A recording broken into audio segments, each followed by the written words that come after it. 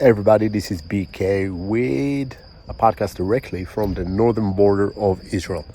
So I apologize for the noise. If you hear airplanes going above, if you hear bombs dropping, mortars typically, or a lot of people running and moving around, I do apologize in advance. But I wanted to take the opportunity to fill you in on what I've been doing here for the past week or so.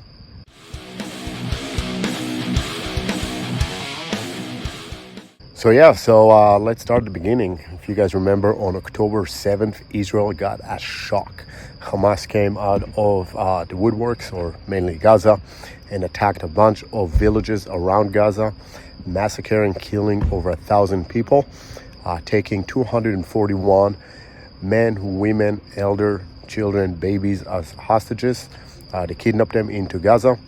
And I'm going to go a little more in depth into some of the brutality in which they executed their events and their actions in a minute.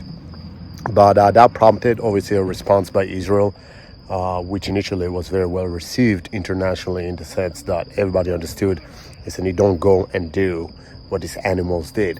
Over time, that kind of seemed to subside a little bit. I don't know if you guys can hear the shots being fired in the background. Just part of being here.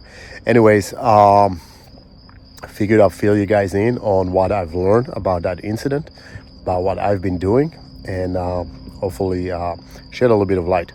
So since I got here, I actually had an opportunity to visit all three fronts that Israel is engaged in at the moment. I went to the villages around Gaza for half a day to see what is going on there. I wanted to visit those villages and see the remnants of those actions. I'll tell you, all those towns are ghost towns right now. Nobody is there. It is a cordoned military and police area. There is no way civilians can go in there. No tenants or residents stay. They're all being relocated to other areas of the country. The ones that stayed are part of the security teams that live on those villages, but otherwise the places are empty. I've seen some of those houses. There's a team called Zaka. They are an Israeli religious team whose duty is to go and pick up the deceased, make sure that all the tissue is accounted for proper Jewish burial. Indeed, they did a phenomenal job of cleaning the areas out. So you don't really see remnants of the horror in that sense. But walking into rooms and houses that have been had hand grenades thrown into them, were torched, were shot at.